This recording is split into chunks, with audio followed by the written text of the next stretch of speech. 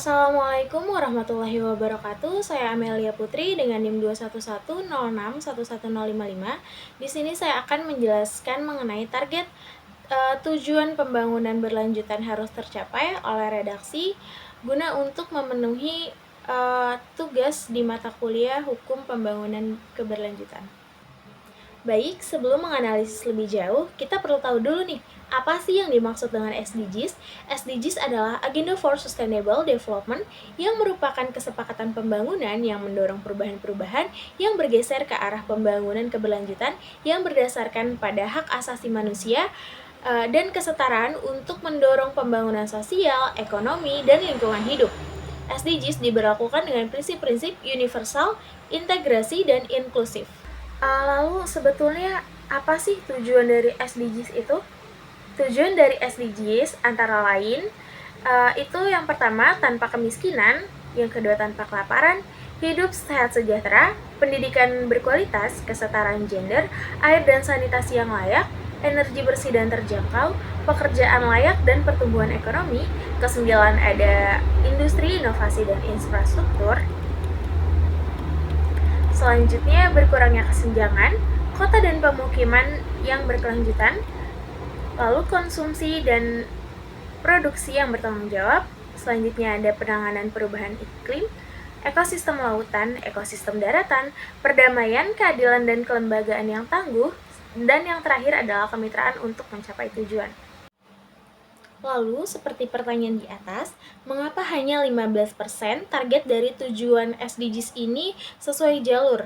Jadi penyebab utama target hanya 15% adalah karena negara-negara maju banyak bererotika dan negara-negara kaya terus melestarikan sistem lama yang tidak adil. Sidang Umum Perserikatan Bangsa-Bangsa ke-77 dilaksanakan sejak tanggal 16 hingga 19 September tahun 2023 diselenggarakan di New York, Amerika Serikat. Lalu yang terlibat dalam Sidang Umum PBB ke-77 adalah seluruh anggota PBB seperti Indonesia contohnya dan negara-negara Asia Tenggara yaitu ASEAN serta negara lainnya. Selanjutnya yang terakhir adalah how, bagaimana. Bagaimana agar tujuan pembangunan keberlanjutan atau SDGs ini berjalan sesuai dengan rencana? Jadi PBB atau Perserikatan Bangsa-Bangsa ini harus berubah menjadi wadah yang lebih adil bagi setiap bangsa-bangsa atau setiap negara-negara. Perserikatan Bangsa-Bangsa harus memberikan kesempatan setara untuk negara-negara berkembang dalam bertumbuh dan melompat lebih tinggi untuk menjadi negara kaya. Selain itu, Perserikatan Bangsa-Bangsa harus menghapuskan diskriminasi dalam perdagangan dan hambatan untuk hilirisasi industri berbahan baku alam. Anggota PBB juga harus bekerja sama. Contohnya seperti negara kaya membantu negara berkembang dan miskin menjadi negara maju. Jika beberapa hal di atas dapat dilakukan, tentu akan terbentuk kesejahteraan sosial bagi semua anggota PBB itu sendiri. Lalu di sini saya akan menambahkan penjelasan mengenai 4 pilar SDGs. Yang pertama adalah pilar pembangunan sosial. Pilar pembangunan sosial SDGs adalah tercapainya pemenuhan hak dasar manusia yang berkualitas secara adil dan setara untuk meningkatkan kesejahteraan bagi seluruh masyarakat.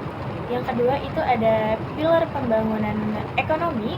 Pembangunan ekonomi SDGs adalah tercapainya pertumbuhan ekonomi berkualitas melalui keberlanjutan peluang kerja dan usaha, inovasi, industri inklusif, infrastruktur memadai, energi bersih yang terjangkau dan didukung oleh kemitraan.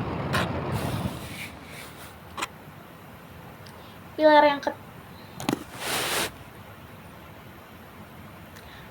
ketiga yaitu pilar pembangunan lingkungan. Pembangunan lingkungan SDGs adalah tercapainya pengelolaan sumber daya alam dan lingkungan yang berkelanjutan sebagai penyangga seluruh kehidupan. Dan yang terakhir itu pilar keempat, pilar pembangunan hukum dan tata kelola. Pembangunan hukum dan tata kelola SDGs adalah terwujudnya kepastian hukum dan tata kelola yang efektif, transparan, akuntabel, dan partisipasif untuk menciptakan stabilitas keamanan dan mencapai negara berdasarkan hukum. Sekian penjelasan dari saya, semoga bermanfaat. Saya akhiri, wassalamualaikum warahmatullahi wabarakatuh. Terima kasih.